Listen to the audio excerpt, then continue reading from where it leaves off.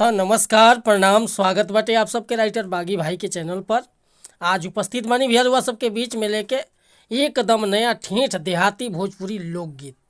और दिल से बताओ तनी भैया कि एक नया म्यूजिक बनवा के आप बढ़िया ढंग से गायकी कर देतनी तो गाना 100% ब्लास्ट करी भैया।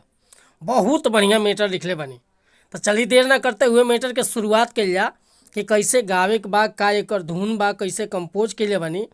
लेकिन स्टार्ट कर से पहले भी एगो बात बतावल चाहब कि रुआ अगर नया सिंगर बानी और सिंगिंग में इंटरेस्ट बा, अच्छा मीटर के तलाश में बानी, अच्छा मीटर नहीं खे मिलत, अच्छा गीत नहीं खे मिलत, आ मिलत गीत तो तुकबंदी सही नहीं खे मिलत, तो अगर हमारा चैनल पर आ गई बानी भैया तो निश्चिंत रही, निराश भैया की जरूरत नहीं खे।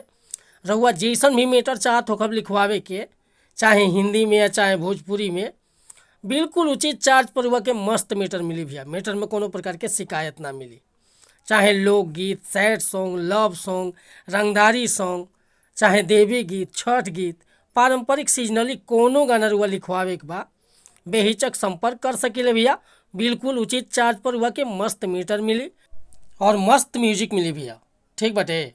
तो ये खतरा कहल चाहब कि चैनल पर नया बानी तो चैनल के सब्सक्राइब कर ली, बेल आइकन प्रेस कर ली, ताकि हर रोज रुआ सबके बीच में नया नया मीटर लेके हम उपस्थित होकर और सबसे पहले अपडेट रुआ सबके मिली भैया।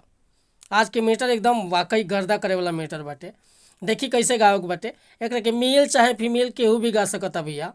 और मीटर में जान बाटे। मीटर बाटे भैया।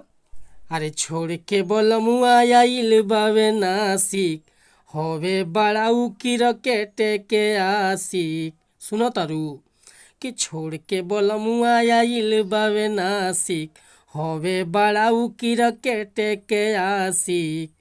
राती भमुआ न सुते न देवे, पड़ल बा हमरा कपारे। राती भमुआ न सुते न देवे, पड़ल बा हमरा कपारे।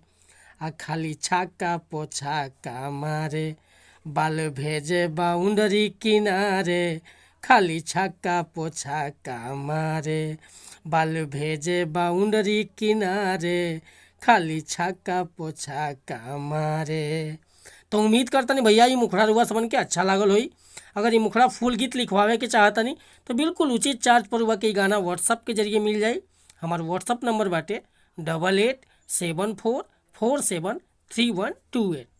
तब बेहिचक कोनो प्रकार के मीटर लिखवावे खतरा चाहे नया म्यूजिक बनवावे खतरा संपर्क कर सकिले भैया।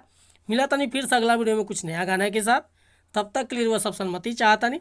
वीडियो पसंद आई तो एगो लाइक करब, कमेंट करब, आ चैनल पर नया होके तो चैनल के सब्सक्राइब कर ना भूलब भैया। जय हिंद, जय भारत, जय भोजपुरी समाज।